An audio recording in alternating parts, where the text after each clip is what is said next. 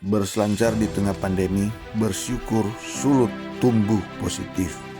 Sebuah informasi yang cukup melegakan saat membaca kalau laporan bahwa di tengah pandemi ini, Pulau Sulawesi ternyata bisa tumbuh secara positif. Bahkan Sulawesi Utara pada triwulan pertama ini bisa tumbuh 1,87%. Padahal pada akhir tahun 2020 kemarin kita masih berada pada posisi minus 2,07%. Menurut data yang dirilis oleh BPS Sulut, pertumbuhan ini disumbang dari sektor industri pengolahan. Juga ditopang oleh bertahannya sektor pertanian yang dalam struktur APBD kita berada pada posisi 21,07%, yang merupakan sektor penyumbang tertinggi PDRB Sulawesi Utara. Dari data ini jelas sekali memberikan gambaran betapa 5 sektor penyumbang terbesar PDRB kita tidak lain adalah pertanian, perdagangan, konstruksi, industri pengolahan, dan transportasi.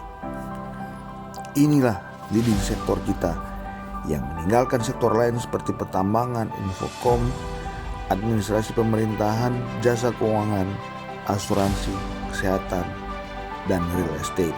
Dari sini sudah tentulah serapan tenaga kerja jauh lebih tinggi pada 5 sektor andalan, meski juga diikuti pada sejumlah sektor lain.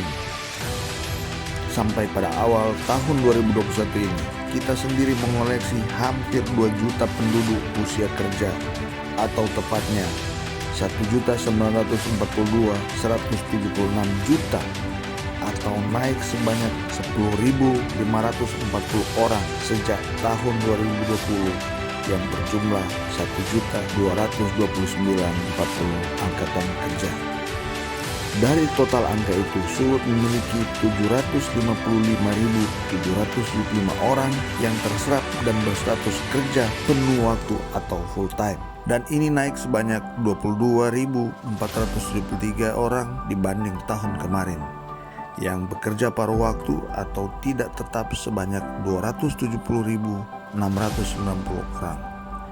Dan BPS mencatat sebanyak 89.468 orang yang menganggur, plus 113.107 orang yang setengah penganggur.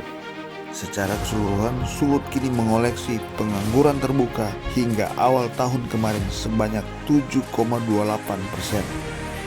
Dan kalau dilihat lebih spesifik, sebanyak 10,43% berada di perkotaan dan hanya 3,91% yang berada di pedesaan. Semua angka ini jelas merupakan cermin yang bagus bagi kita untuk melakukan pembenahan dan peningkatan.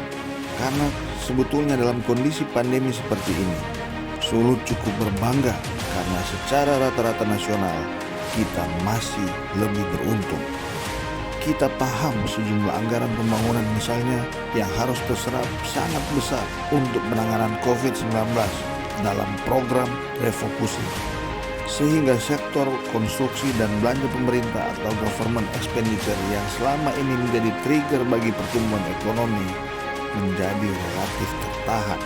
Tapi yang patut kita syukuri adalah sektor pertanian yang tetap stabil dan konsisten berkontribusi terhadap PDRB kita. Sementara kita juga patut bersyukur karena di tengah pandemi ini, Sulut justru mampu menggenjot sektor industri pengolahan yang notabene mendorong added value bagi raw material kita, terutama untuk komoditas ekspor. Hal ini sangat penting karena ini justru akan menambah serapan tenaga kerja dan bahkan diversifikasi produk olahan, sehingga menciptakan nilai tambah bagi kita semua.